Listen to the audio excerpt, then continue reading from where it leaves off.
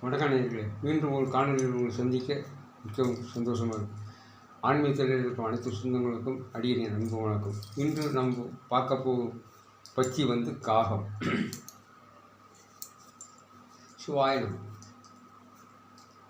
காகம் காகம் இதுக்கு கிரகம் சூரியன், செவ்வாய். ராசி கட்டத்தில் சிம்மமும்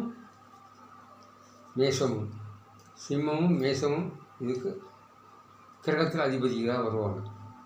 இதுக்கு நட்சத்திரம் உத்திரம், அஸ்தம், சித்திரை, சுவாதி, விசாகம். இது நட்சத்திரம். காகத்துக்கு வளர்பிறையிலும் இதே இதாக நட்சத்திரம் வரும், தேய்பிறையிலும் இதே நட்சத்திரம் தான் வரும். காகத்துக்கு மட்டும் ஒவ்வொரு பத்திக்கும் ஒரு வித்தியாசம் இருக்குது. இந்த காகம் 2 வழி வேலை செய்யும். ஒன்று சூரியன், ஒன்று செவ்வாய். பகலில் சூரியனாக இருந்தால் இரவில் செவ்வாயை வரும். பகலில் செவ்வாயாக இருந்தால் இரவில் சூரியன் வரும். இப்படி மாற்றி தான் வரும்.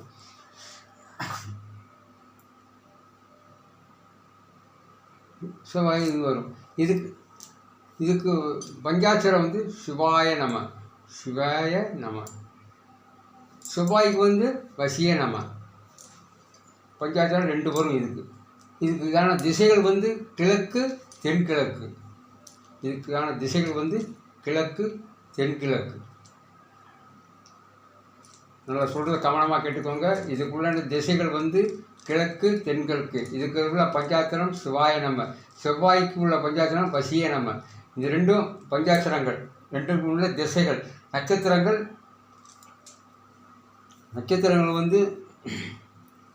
உத்திரம், அஸ்தம், சுவாதி, விசாகம். உத்திரம், அஸ்தம், சித்திரை, சுவாதி, விசாகம். இந்த 5 விஷயம். இது வளர்பிறைக்கு வரும், தேய்பிறைக்கு வரும். இது காகம் 2 வழியாக வேலை செய்யும். ஒன்று சூரியன், ஒன்று செவ்வாய். இதுக்குள்ள திசைகள் கிழக்கு, தென்கிழக்கு. இதுக்குள்ள பஞ்சாட்சரம் வசிய நம, சிவாய நம. சிவாய நம சூரியனுக்கும், வசிய நம சிவாய்க்கும் வரும். நமச்சிவாய்.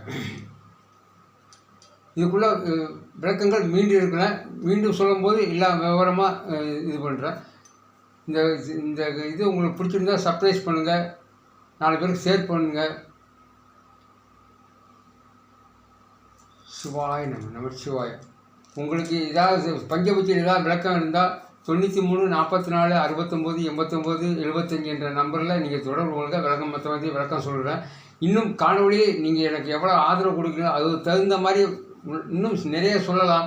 ஆனால் பதிவு பெருசாக போகுதுன்னு ஒரே கம்ப்ளைண்ட் இருக்கிறதுனால கொஞ்சம் கம்மி பண்ணிக்கலாங்கிற ஒரு முடிவுனால இல்லை, ரொம்ப போகாமல் பதிவை கட் பண்ணுறோம். அதனால் இன்னும் விளக்கம் சொல்கிறோம். நாளைக்கே அடுத்த பட்சியில் உங்களை மீண்டும் சந்திக்கிறேன். சிவாய நம. சிவாய நம.